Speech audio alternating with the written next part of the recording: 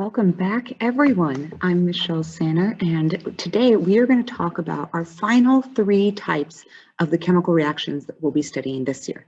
We're going to look first at a single displacement reaction, a double displacement reaction, and lastly, a combustion reaction. So by the end of this video, you should be able to identify from a chemical equation single, double displacement, and combustion reactants by looking at the products and the reactants and what changes as the reaction takes place.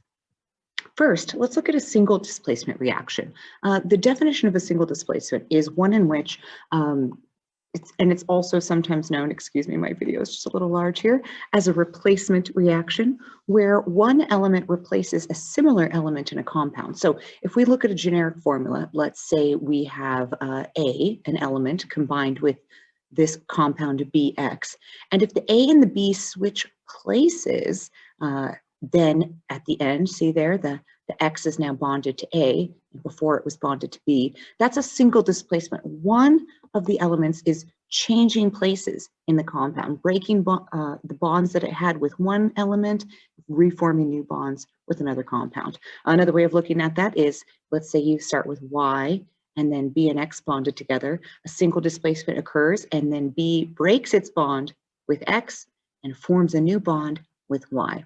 And, you know, A, B, and X, they can all be either single elements, or they could be compounds, or any combination of these.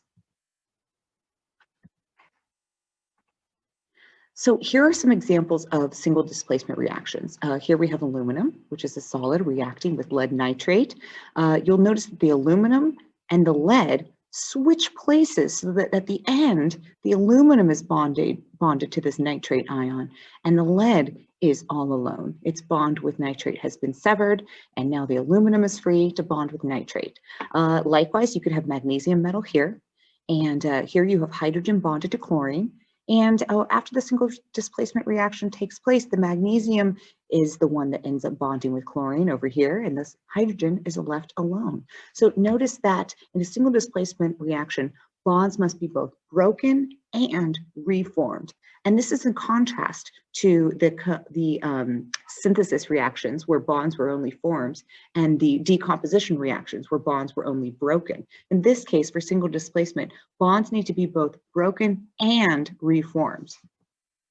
So I'd like to show you an example of a single displacement reaction. We're going to take iron and react it in a solution of copper sulfate. And what we expect to see is a solution of iron sulfate and copper. Pay attention to the type of evidence that you might have for noticing what chemical reaction takes place. Okay, so here I have my copper sulfate dissolved in water, my iron nail, which I am dropping into the water, and we're just going to have to let it soak there for a little bit longer for this reaction to take place. So skipping ahead, here is a shot of the nail. Reaction starting to take place, and skipping ahead even more, you'll notice that the color of the solution has changed slightly. It's a little bit greener as it has traded the atoms of copper that were attached to the sulfate. Those bonds have broken. They have reformed with the, there it is, there's the nail. You can see it's coated in copper now as we've turned the iron into copper metal, and that iron has now bonded with the sulfate ion, and it's made that solution a little bit more green. So there's an example of some single replacement reactions. And if I left that nail in there a little bit longer, it'd start to get really fuzzy as more and more copper is converted, copper sulfate is converted into pure copper. So what evidence did you notice of a chemical reaction taking place? Well, you should have seen a color change. That's one of the criteria for deciding that a chemical reaction has taken place.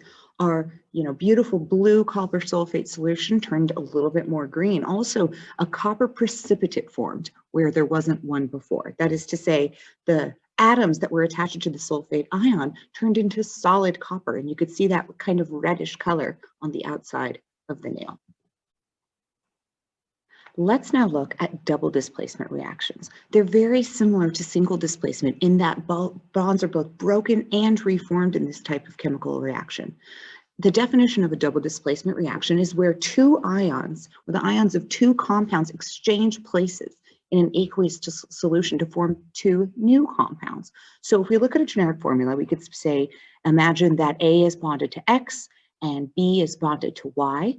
After the reaction takes place, A and B will trade places so that A is now bonded to Y and B is now bonded to X. And for our purposes, in these double displacement reaction, A, B, X, and Y are all ions. And the bonds between A, Y, and BX are compounds, either ionic or molecular, whereas AX and BY, to start out with, are ionic compounds. And I'd like to show you an example of some of these double displacement reactions. For example, we have potassium bonded to iodine and lead bonded to a nitrate ion. And these two cations, these positively charged lead and potassium, are going to trade places so that at the end, lead is bonded to iodine and potassium is bonded to nitrate. Here's another example. We could have iron and sulfur bonded together and hydrogen and chlorine bonded together. That's a covalent compound. And then we could, two nonmetals, and then we see that the hydrogen breaks the bond with chlorine, forms a bond with sulfur, and the iron breaks its bond with sulfur and forms a new bond with chlorine. So two things changing places in a double displacement reaction. All right, so I'm going to show you another demonstration video here. We are going to react this potassium, which is bonded to carbonate. It's aqueous with calcium bonded to a nitrate ion over here, and we expect to see something happen. So take a look at my final product. I expect to see an aqueous solution and a solid. So keep an eye out for what evidence that a chemical reaction took place. Okay, so here is my little well plate. I've got a couple of different compounds that I'm going to mix together here. There's the potassium bonded to carbonate, clear, colorless liquid, nothing too special about it. And now I'm going to add the other compound, calcium nitrate, and you'll notice a white solid suddenly appears from these two clear, colorless liquids. That white solid is known as a precipitate. When you combine two aqueous or liquid solutions together and you end up with a solid, that is what's known as a precipitate. And it's a piece of evidence that a chemical reaction has taken place. So as we said, what evidence is there that a chemical reaction has taken place? The formation of a precipitate, of a solid, is called a formation of a precipitate. So there's a final type of reaction that we're going to discuss today. It's one of my personal favorites. You probably use it every day, combustion reactions. And in these combustion reactions, substances combine with oxygen, and they release a large amount of energy in the form of light and heat. So our general formula is a little harder to describe than our generic formulas in single and double displacement, but let's say you have something combustible, like a hydrocarbon. That's carbon bonded to several hydrogens. And you combine it with oxygen gas. You definitely need oxygen gas to make a combustion reaction go. You're going to end up with a specific product. Water is always a product, and then whatever else is left that will balance out the equation. And I'm going to show you an example of a combustion reaction, but here we have propane reacting with oxygen, and it gives off carbon dioxide and water. And here we've got, and this is our classic hydrogen balloon example of hydrogen combining with oxygen, releases a tremendous amount of energy in the form of light and heat and liquid water as a product. So let's look at the typical Bunsen burner that we see here in a high school science lab. We'll take methane, we'll combust it with oxygen, and you'll try to keep an eye out for the gases, although you won't be able to see them, carbon dioxide and water. And here we have our trusty Bunsen burner. We've got a lovely hydrocarbon that's able to combust with oxygen. You see the release of light and heat, and we use this in the lab to, heat things up and do all sorts of fun experiments with. So what piece of evidence did we have that a chemical reaction took place? In this case, we see a release of energy in the form of heat.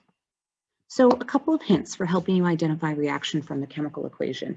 If oxygen and hydrocarbon are, that is to say, carbons bonded to hydrogen, are reactants, you're probably looking at a combustion reaction. If both reactants are ionic, then it's very much likely a double displacement reaction. If you have an ionic reactant and some other metal that combine, that's probably a single displacement. And if you have one reactant, then you're looking at decomposition most likely.